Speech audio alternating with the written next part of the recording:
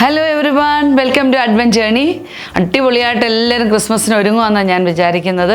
Poster designing ഒക്കെ അടിപൊളിയാവുന്നില്ലേ? അപ്പോൾ ഇന്ന് നമ്മൾ അഡ്വെഞ്ചർ ജേണിയുടെ 7ാം ദിവസം. ഇന്ന് നമ്മൾ വായിക്കുന്ന ബൈബിൾ ഭാഗം ഏതാണെന്നറിയാമോ? സംഖ്യയുടെ പുസ്തകം 22-ാം അധ്യായം 21 മുതൽ 35 വരെയുള്ള വാക്യങ്ങൾ. മൃഗങ്ങൾ സംസാരിക്കുന്നത് നിങ്ങൾ കണ്ടിട്ടുണ്ടോ? ചില സമയത്ത് ഇങ്ങനെയാണ്, നമ്മൾ കുരുത്തക്കേടൊക്കെ കാണിച്ച് കഴിയുമ്പോൾ ദൈവം എങ്ങനെയെങ്കിലും നമ്മുടെ വഴികളെയൊക്കെ ഒന്ന് ശരിയാക്കാനായിട്ട് കർത്താവ് എന്തോരം കഷ്ടപ്പെടുന്നതെന്ന് അറിയാവോ? ഇവിടെ നമ്മൾ ബാലാമിനെ ജീവിതത്തിൽ ദൈവം എങ്ങനെ ഇടപെടുന്നത്. ബാലാം ഒരു കഴുതയുടെ പുറത്താണ് സഞ്ചരിക്കുന്നത്. അവസാനം കഴുതയ്ക്ക് സംസാരിക്കേണ്ടതായിട്ട് വന്നു. വളരെ മനോഹരമായ ആ ഭാഗം നിങ്ങൾ വായിക്കണം. ഇന്ന് നമ്മൾ കേൾക്കാൻ പോകുന്നത് വളരെ ദൈവവിശ്വാസിയായ ഒരു ചെറുപ്പക്കാരൻ്റെ കഥയാണ്. അദ്ദേഹം ഒരു യാത്ര പോവുകയാണ്. പരിചയമില്ലാത്ത സ്ഥലം, ഒരു വിജനമായ സ്ഥലത്തൂടെ അയാൾ ഇങ്ങനെ ഒരു മലമുകളിൽ കൂടി ഇങ്ങനെ യാത്ര പോവുകയാണ്. അപ്പോൾ ഇയാൾ കാണുന്നുണ്ട് അങ്ങ് അകലെ നല്ല കുറേ ബിൽഡിങ്ങുകളും വെട്ടമൊക്കെ കാണാം. അപ്പോൾ എത്രയും വേഗം നടന്ന് അവിടെ ചെന്ന് രാത്രി താമസിക്കാനുള്ളൊരിടം കണ്ടെത്തണം. ഈ ഒരു ലക്ഷ്യത്തോടെ വളരെ തിടുക്കത്തിൽ ഇയാൾ നടക്കുന്നതിനിടയ്ക്ക് പെട്ടെന്ന് കാല് തെറ്റി ഇയാൾ താഴേക്ക് വീണു. ദൈവമേ എന്ന് ഉറക്കെ ഒരു വിളി വിളിച്ചു. പെട്ടെന്ന് ഇയാൾ ഒരു വള്ളിയിൽ ഇങ്ങനെ പിടുത്തം കിട്ടി. അപ്പോൾ വള്ളി കിടന്നിട്ട് അയാൾ അവിടെ കിടന്നുകൊണ്ട് പറഞ്ഞു, ദൈവമേ എന്നെ നീ സഹായിക്കുക, ഇവിടെ എനിക്ക് ആരുമില്ല, എന്നെ സഹായിക്കണം, ഞാൻ മരിച്ചു പോകുമെന്നൊക്കെ പറഞ്ഞ് കരയുമ്പോൾ ദൈവം അയാളോട് സംസാരിക്കാൻ തുടങ്ങി.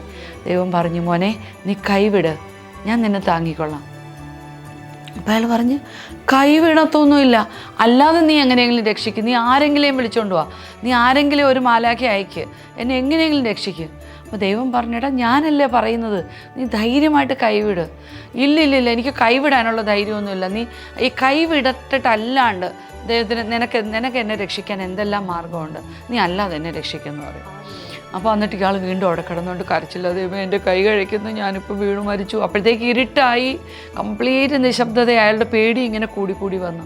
വീണ്ടും അവിടെ കിടന്ന് ഉറക്കെ നിലവിളിച്ചപ്പോൾ ദൈവം പറഞ്ഞേടാ, ഞാനല്ലേ പറയുന്നത്, നീ ധൈര്യമായിട്ട് കൈവിട്, നിന്നെ ഞാൻ കാത്തുകൊള്ളാം.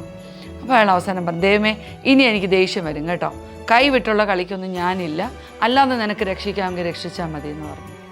പിന്നെ ദൈവം അങ്ങോട്ട് സൈലൻ്റായി, മിണ്ടിയില്ല. ഇയാൾ ആ രാത്രി മുഴുവൻ ഇടയ്ക്കൊക്കെ ഇങ്ങനെ ഉറക്കം തൂങ്ങി പോകുമ്പോൾ പെട്ടെന്ന് ഞെട്ടി വീണ്ടും ഇങ്ങനെ പിടിച്ചു. ആ രാത്രി മുഴുവൻ അവിടെ കിടന്നു. പിറ്റേന്ന് രാവിലെ ആയപ്പം പതിയെ സൂര്യൻ്റെ വെട്ടം ഇങ്ങനെ തെളിഞ്ഞു വന്നു, കിളികളൊക്കെ ചിലയ്ക്കുന്ന ഒച്ച കേട്ടു. പെട്ടെന്ന് ഇയാൾ താഴേക്ക് നോക്കി, ഞെട്ടിപ്പോയി. എന്താണെന്നറിയാവോ? ജസ്റ്റ് ഒരു സ്റ്റെപ്പ് വെച്ച് കഴിഞ്ഞാൽ താഴെ എത്തുമായിരുന്നു. നമ്മളും ചിലപ്പോൾ ഇങ്ങനെയാണ്. ഇവിടെ ബാലാമിനോട് ദൈവം ഒരു നിർദ്ദേശം കൊടുക്കുന്നു, ബാലാമിന് തോന്നിയ കണക്ക് ചെയ്യുന്നു. അവസാനം ദൈവം അയാളുടെ യാത്രയെ തടസ്സപ്പെടുത്തുന്ന ഭാഗമാണ്. ഇതുപോലെയാണ് നമ്മുടെ ജീവിതത്തിലും ദൈവം മനോഹരമായി, നമ്മളെല്ലാവരെക്കുറിച്ചും ദൈവത്തിന് ബ്യൂട്ടിഫുൾ ആയിട്ടുള്ള പ്ലാൻ ഉണ്ടെന്നാണ് പറയുന്നത്. ആ പ്ലാൻ അനുസരിച്ച് ദൈവം നമ്മളെ കൊണ്ടുപോകുമ്പം നമ്മൾ സഹകരിക്കണം. ദൈവത്തിൻ്റെ സ്വരം കേട്ട് ദൈവം പറയുന്ന കാര്യങ്ങൾ സ്വീകരിക്കാനായിട്ടുള്ളൊരു മനസ്സുകൂടി നമുക്ക് വേണം. അപ്പോൾ ഇന്ന് എല്ലാവരും കൂടി ബൈബിൾ വായിച്ചും നിങ്ങൾ മനോഹരമായിട്ട് നിങ്ങളുടെ ചിന്തകൾ റിഫ്ലക്റ്റ് ചെയ്യണം. ഇന്നത്തെ നമ്മളുടെ ഒരു ആക്ടിവിറ്റി കുറച്ച് ഡിഫറെൻ്റാണ്. എല്ലാവരോടും ഇത് സാറ്റർഡേ ആണ്, അവധിയൊക്കെ. നാളെ ഇനി രാവിലെ സൺഡേ.